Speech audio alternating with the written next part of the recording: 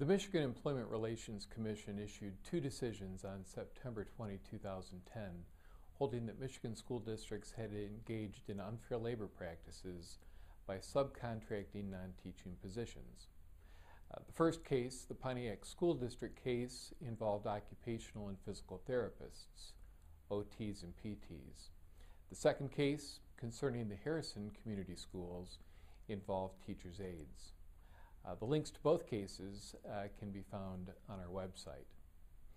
Both decisions interpreted Section 15(3)(f) of the Public Employment Relations Act, which prohibits school districts from engaging in collective bargaining concerning, quote, non-instructional support services, close quote.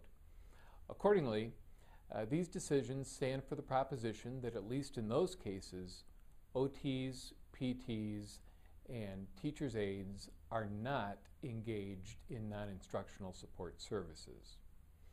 MERC gave three principles it will follow handling future cases of this nature. First, the burden of proof in these cases will be with the school district.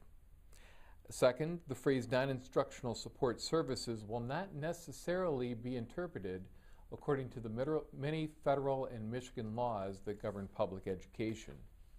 Third, these cases will be decided on a case-by-case basis based on all applicable facts and circumstances. Reviewing these cases, we think it is significant that MERC rejected the following arguments raised by the district in the Harrison case.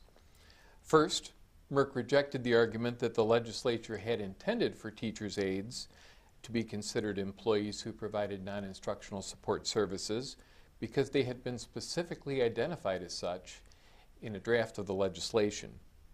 Second, MERC rejected the district's argument that because the revised school code requires districts to hire superintendents and teachers, all other employees should be considered non-instructional support personnel. MERC also rejected the argument that teachers' aides must, by law, provide non-instructional services because the revised school code and its implementing regulations prohibit them from providing instructional services. MERC also rejected an argument based on long-standing MERC precedent that teachers and teachers' aides may not be in the same bargaining unit. We believe the Commission's decisions in these cases are subject to legitimate criticism on several levels. We understand that the Pontiac District plans to appeal its decision, and we hope the Harrison District is considering an appeal as well. We trust that the educational community will be generous supporting their efforts in these cases. Both districts reached the difficult decision to subcontract only after their hands were forced by economic circumstances and demographic circumstances over which they had little control. In the meantime, we urge the utmost caution as districts consider subcontracting decisions.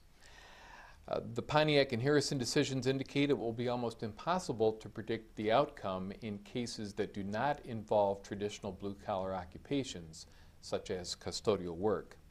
Districts must also consider less pleasant alternatives, such as bargaining subcontracting into their agreements or more aggressive collective bargaining in general. We're going to keep a close eye on these decisions, and we'll provide updates as they become available.